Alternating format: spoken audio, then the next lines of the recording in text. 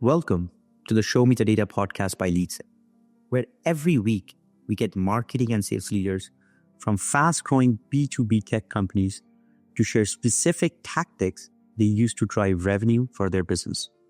The best part, they share the exact metrics and data points behind each of their tactics. I'm your host, Tukan, the co-founder and CEO of LeadSet. See you there. Hello, everyone. My guest today is Justin Berger. Justin's the Director of Demand Gen at Kibo Commerce. Welcome to the show, Justin. Thanks for having me, Tukan. Awesome. So Justin, before we get started and dive into the topic, if you can tell us a little bit more about Kibo Commerce, that'll be great. Sure. Kibo Commerce is a Vista private equity-backed company, the product of a bunch of acquisitions, primarily in the retail space. We've got three products that we serve our customers. One is personalization through the acquisitions of companies you may have heard of, Monetate and Stertona. So personalized web experiences that drive higher conversions for our customers. Another is order management, so back-end supply chain technology that helps businesses efficiently provide their customers with the products they want to see. And then lastly, e-commerce. So the back-end functioning of websites that allow customers to shop on retail sites. Got it. So I guess COVID must have been a great accelerator for the business. Yeah, for sure. There's definitely a few areas of the business that grew with some of the changes that came from COVID. A lot more e-commerce, right?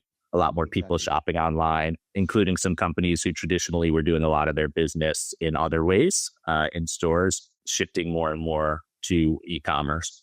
And even with our order management product, things like buy online and pick up in store, curbside pickup, rely on a good back-end supply chain infrastructure. So it's been, areas that we've been able to help our customers really grow into these changes. So now let's dive into our topic for today's discussion, which is around how you guys triple down on outbound activities in the last 12 months. So the first question that I have, Justin, for you is, what was the trigger for you guys to say, you know what, we are really going to focus on outbound? Well, look, we look at our results and we know that while we can grow inbound, growth on inbound has a ceiling, right? It's limited to the number of accounts and prospects who are actively in cycle, actively looking for one of our products. So we've known that as we contribute more from the marketing side of things, as our overall company goals get larger and the slice of the pie that marketing signs up for is larger, what's really truly incremental is outbound. So opportunities that were not coming to present themselves where we were able to get in there, make a big business case for ourselves and make those sales. So I would say, we knew that most of our growth was going to have to come from outbound. And we were lucky to be in a business where our executive team saw some of our early results and placed faith in us, and was willing to invest in our team. They saw that we had good results from our SDR team growing. We had good results from some of the lead programs and account-based programs that we were running, and said, "Hey, let's do more and continue to grow." Got it. And in terms of specific numbers, Justin, you guys initially had couple SDRs and you grew to what? Yeah.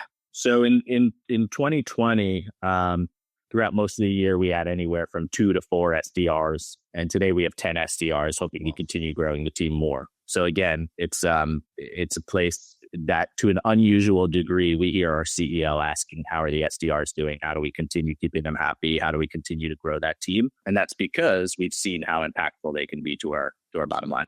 Got it. So now let's talk about the specific tactics and activities that these SDRs are doing. Sure. At a high level, Justin, what are some of the activities are the SDRs doing?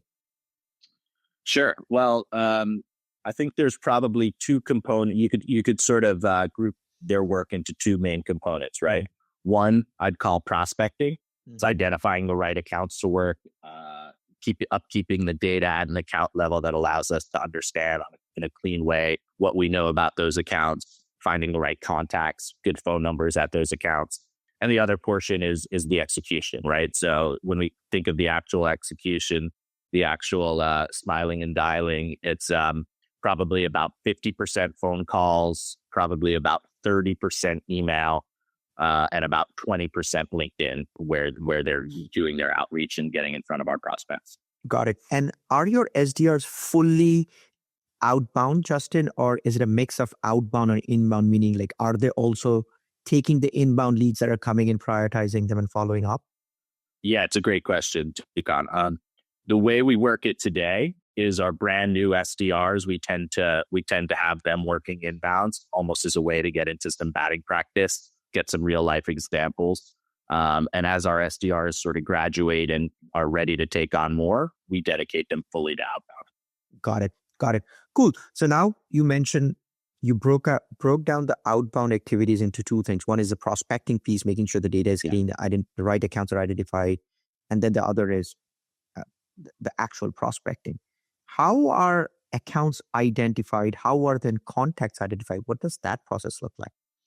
Yeah. So we've got each of our SDRs has a territory of accounts that already exist in the system. And within their territories, we've got almost like a tiering structure where we'll look to prioritize certain types of accounts. Not all accounts are made equal, right? So we have a marketing qualified account system, sort of similar to the traditional marketing qualified lead system, but applied at an account level. Sure. We've got a few different sources of intent that we use to identify that we suspect an account may be in market for one of our products, may be in market specifically for one of Kibo's products, could be a competitor, could be them poking around on our website. There's a number of different ways we identify that. When we find those, and we find that somebody comes from an account that's well qualified, we mark those as a marketing qualified account, and the level and concentration of efforts and the level of personalization we apply to those efforts is much higher, because we know the likelihood that they're going to convert and ultimately take our meeting and become revenue is much, much higher. So that's sort of the highest tier that has the highest level of effort. Those are the ones where we're likely to have the highest concentration of phone calls versus other, using something like email that's a little bit more scalable but less personalized. You asked about where we get our data. We've got a bunch of tools that we kind of cobble together. The SDRs like some of them better than other. And what I've found is when it comes to prospect data and a capability to add records, there's some tools that are really good at scale. Right. Here's lots of contacts at your account. And then there's other tools that are really good at quality and finding the right titles. And I think both have their place. So we try to balance both of those things with one another. So those marketing qualified accounts, definitely the highest tier, where we'll spend the most concentration finding the right prospects, most time picking up the phone, most time crafting really, really personalized messaging. Then we have sort of a middle tier, which are the accounts that may not have shown intent yet, but look a lot like our best customers, come from the right verticals, have some of the right demographic features that make sense for us. Yeah. We prioritize those, with touches, a little bit more scaled than what we see on those marketing qualified accounts, use of dynamic messaging, that sort of stuff. Certainly picking up the phone, but not as many times as we would on those accounts where we know there's intent and a likelihood to convert. And then we've got a third bucket, which are qualified accounts who maybe have not shown intent, maybe have one or two of those features of our best fit customers, but not necessarily the ideal sweet spot where we always seem to win. And those we've got on sort of a longer tail cadence, more of a scaled approach, more of a keep them warm, keep them nurtured, sort of shake the tree and see what falls down kind of method. So as we go down that pyramid of accounts, it's different levels of concentration that are applied to each segment. Very interesting, Justin. One follow-up question is, when you say you define these MQAs, marketing qualified accounts, are you using some kind of an internal scoring system within your marketing automation, or is it purely a function of an intent score that you saw on something, and how good of a fit is it? Yeah, so we sort of separate the two pieces of that, Tukan. We've got our demographic fit and we've got our intent. So we've got an internal system to identify internal fit based purely on demographic values. So things like revenue size, vertical, web traffic for us is a really big one. Yeah. GMV, gross merchandise value on a company's website is another big one for us. So that's what allows us to identify the demographic fit, and then we layer on intent. So we use demand-based for account-based marketing. That allows us to identify anonymous visitors to the website based on what account they're coming from. Yep. So we may see that certain accounts are coming to our website and poking around specifically for personalization. And maybe specifically, they're most interested in testing and segmentation, which is sort of a subset of that product. Then we have a really good indication of what messaging is going to be most likely to resonate as we reach out to them. We also use G2 for intent. So G2, similarly, we're able to see account level intent, both in our product categories, our individual products, as well as competitors, right? And you can imagine in the same way, based on what an account is actually poking around on, we can cater the messaging and the follow-up to really be well fit to what they care about. Got it. And who is doing this scoring thing? Is the SDR responsible for it, or someone in a marketing ops role is just making sure all the data is ingested, prioritized, and just saved in a system? It's the latter. It's the latter, Tukan. So we want to have the SDRs doing what they do best, right? Finding the right contacts, crafting good messages that are well aligned to what we know about somebody, and prospecting, getting on the phone, sending out emails. So we are doing the selection of those marketing qualified accounts as a marketing ops exercise. I'd say the state it's in today is a lot more mature than it was a couple of months ago. Sure. It's still not completely snap of the fingers automated, right? There is some massaging in spreadsheets. There is some human hands applied to it. Makes sense. With regards to the tier 1 accounts that you really want to personalize, can you tell us a little bit, Justin, about what level of personalization goes in? How many touch points happen? Can you talk us through that? Sure. So we place those types of accounts on a sequence that has the highest amount of touches of any of the accounts we go after. We will go after those accounts with 2 to 3 touches for the first 5 or 6 weeks that we're going after them. So it's a pretty concentrated effort. In terms of the level of personalization, we've got increasingly, we're prepared for some of the things that are the most likely suspects of where people are engaging. So we've got sequences already built out that are topical based on the highest areas of intent we seem to get. So we're prepared for the bigger categories of things that people care about with messaging that resonates there. We rely, we use outreach. We rely on outreach dynamic messaging to apply another level of personalization there. So, we've got a fair amount of personalization with some automation applied to it. So it's it is not literally an SDR typing up each message that we send to each individual on a one-off basis. There's a little more scale applied there, but to the recipient, it feels really well personalized, right? We're talking about specific things we know about their account because we're using those dynamic values. We're talking about a specific challenge that we already know they have based on some of the intent signals we've got. So we've kind of got a good balance of something that we can do with a little bit of scale, but the recipient really feels like they're receiving something that's really tailor-made to them. Understood. One question I have is from a marketing qualified account that is based on demographic fit and intent from G2 or demand base you mentioned.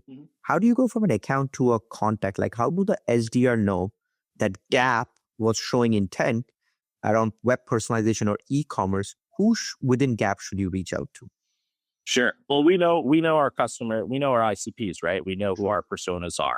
So when we see a retail brand that's looking at personalization, we know it's marketing directors, e-commerce directors. We know it's people interested in user experience.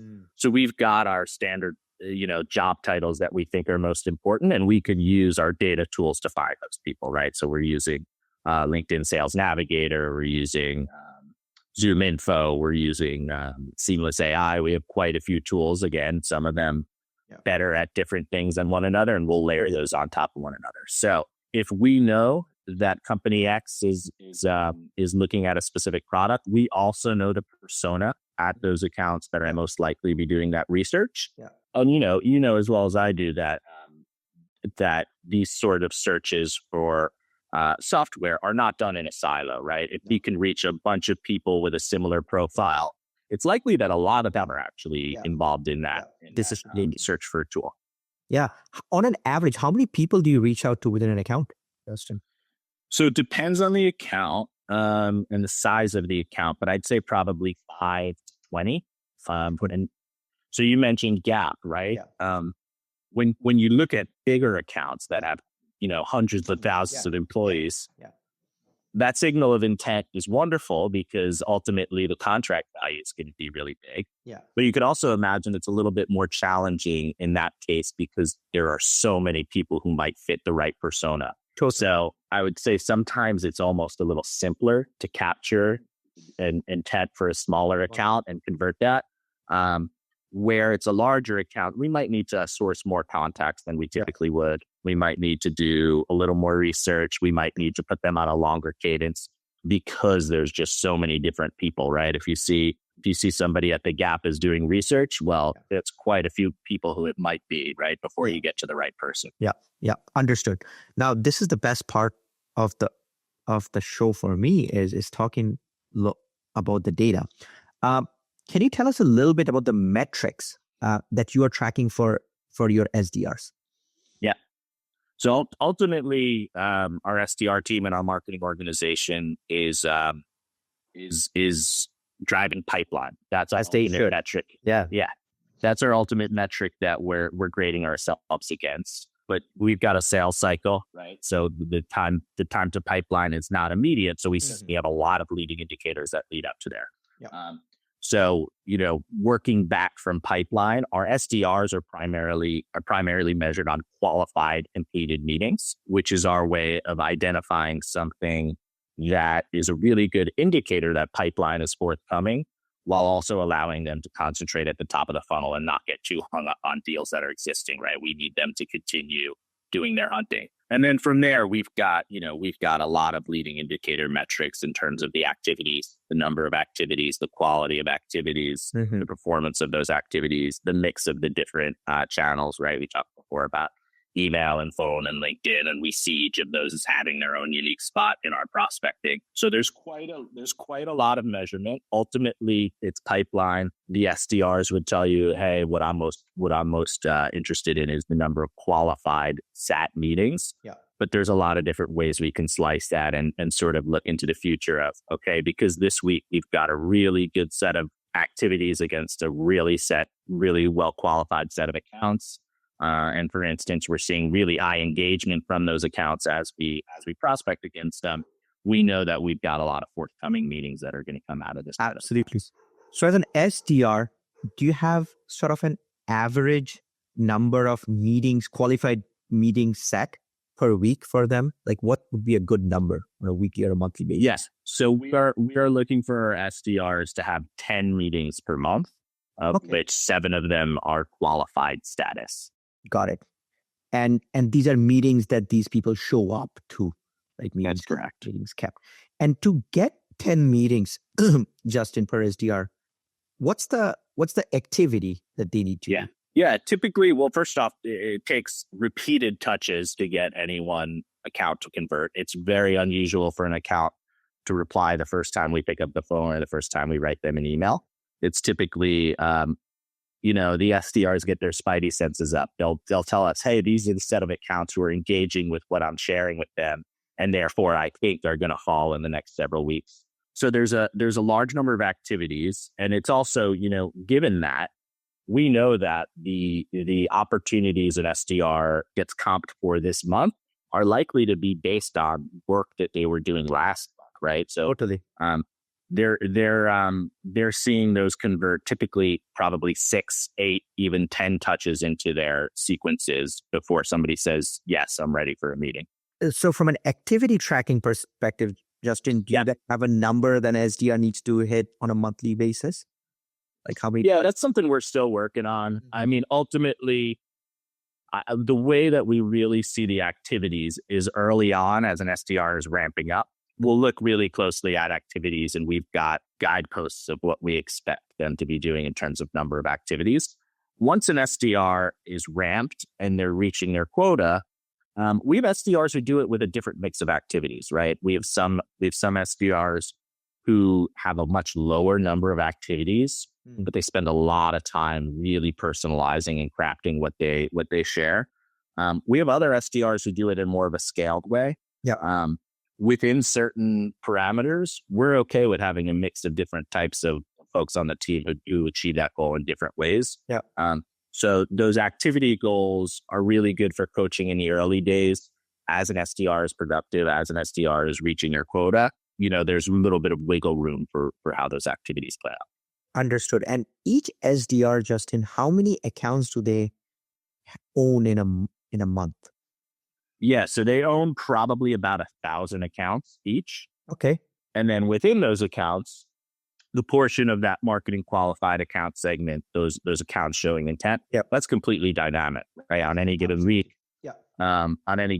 we're identifying a handful more of them. We used to do that in a different way, right? We used to launch sort of our quarterly ABM program where we'd identify our set of accounts to go after. And it's actually much less efficient that way because you can imagine it's a lot simpler for us to go to our SDRs and say, here's the 20 accounts in your territory who showed intent this week. Go out and source the right data against those accounts and then push them into some of your sequences than it is for us to say, here's your 200 accounts. Let's source contacts against all of them, right? So that more dynamic way is allowing us to be more nimble, and it also converts better because it's really triggered based on the activity. Totally. So would you say, Justin, that you have a super predictable SDR or like an outbound funnel built out, meaning you say, hey, if I add 2 more SDRs, they're going to book these many meetings, and I know these many meetings will convert into pipeline and revenue? Do you have that? We sound like our executive team and our board. Yeah, we do, right? I mean, we're always accounting for some things that are different based on products, right? We've got different funnels and expectations for our different products. But yes, we do have a pretty good understanding of, where our next dollar would go kind of thing. That's awesome. And that's why I guess you can justify adding more SDRs because you know that process, like it's a machine. That's right. Very good. One question I have for you, Justin, is what in your experience scaling up the SDR team, what is something that you think is the biggest contributor to the success of the SDR function or like this outbound function at your organization? Yeah, well, some of it has to do with our recruiting, right? And we've got a great HR team and a great SDR manager who manages those guys day to day, who are helping to identify the right things. We have a pretty rigorous upfront evaluation for how we find the right talent for our SDRs. The other is training. Training is really crucial.